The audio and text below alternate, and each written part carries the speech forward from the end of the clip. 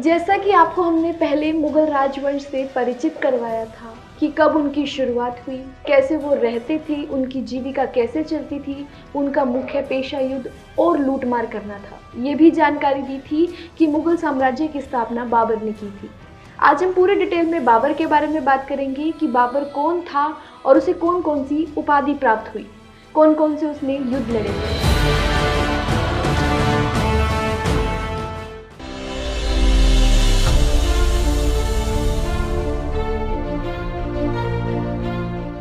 भारत में मुगल राजवंश महानतम शासकों में से एक था। मुगल शासकों ने हजारों लाखों लोगों पर शासन किया। भारत एक नियम के तहत एकत्र हो गया और यहाँ विभिन्न प्रकार की संस्कृति और राजनीतिक समय अवधि मुगल शासन के दौरान देखी गई। पूरे भारत में अनेक मुस्लिम और हिंदू राजवंश टूटे और उसके बाद मुगल राजवंश के संस्थापक यहाँ आए। कुछ ऐसे लोग इसमें शामिल हैं जैसे कि बाबर, जो महान एशियाई विजेता तैमूर लंग का पोता था। बाबर का जन्म 14 फरवरी 1483 को मध्य एशिया के वर्तमान उज्बेकिस्तान में हुआ था। बाबर का पूरा नाम ज़हीरुद्दीन मोहम्मद बाबर था। इनके पिता तैमूर और माता चंगेज खां की वंशज थी, यानी इस तरह से बाबर की रगों में तुर्क और मंगोल दोनों का ही रक्त प्रभावित हो रहा था।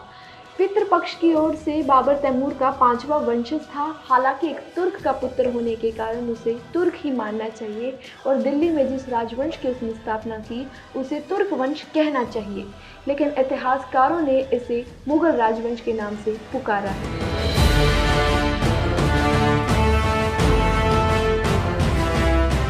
11 साल की उम्र में यानी 1494 में बाबर फरगना की गद्दी पर बैठा। उसके चाचाओं ने स्थिति का फायदा उठाया और बाबर को गद्दी से हटा दिया।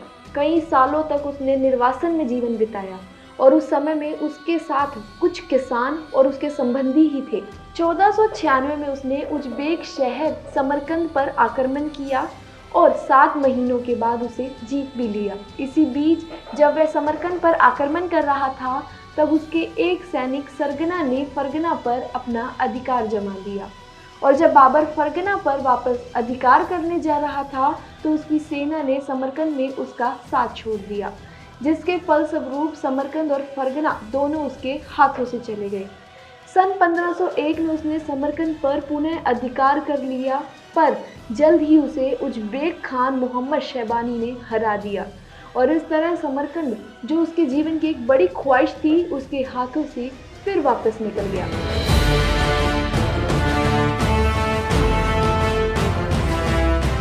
फरगना से अपने चंद वफादार सैनिकों के साथ भागने के बाद अगले 3 सालों तक उसने अपनी सेना बनाने पर ध्यान केंद्रित किया। इस क्रम में उसने बड़ी मात्रा में बदखशान प्रांत के ताजिकों को अपनी सेना में भर्ती किया और सन 1504 में हिंदू कुश की बर्फीली चोटियों को पार करके उसने काबुल पर अपना नियंत्रण स्थापित किया। नए साम्राज्य के मिलने से उसने अपनी किस्मत के सितारे खुलने के सपने देखे। कुछ दिनों बाद बाबर ने अपने दूर के रिश्तेदार और हेरात के एक तैमूर वंशी हुसैन बेकराह के साथ मिलकर मोहम्मद शाइबानी के विरुद्ध सहयोग की संधि की, पर 1506 में हुसैन की मृत्यु के कारण ऐसा नहीं हो पाया और उसने हेरात पर अपना नियंत्रण स्थापित कर लिया। पर 2 महीनों के भीतर ही साधनों के अभाव में उसे हेरात छोड़ना पड़ा। अपनी जीवनी में उसने हेरात को बुद्धिजीवियों से भरे शहर के रूप में वर्णित किया है। वहां पर उसे उइगुर कवि मीर अली शाह नवाई की रचनाओं के बारे में पता चला, जो चागताई भाषा को साहित्य की भाषा बनाने के पक्ष में थे। शायद बाबर को अपनी जीवनी चागताई भाषा में लिखने की प्रेरणा उन्हीं से मिली होगी। अगर बात करें बाबर की उपलब्धियों की तो उसने 1504 ईस्वी में काबुल और 1507 ईस्वी में कंधार को जीता था, जिसके बाद बाबर ने बादशाह यानी शाहों का शाह की उपाधि ग्रहण की और 1526 ईस्वी में पानीपत विजय के पश्चात काबुल में प्रत्येक व्यक्ति को एक एक चांदी का सिक्का दान में दिया। इस कारण लोगों द्वारा उसे कलंदर की उपाधि दी गई।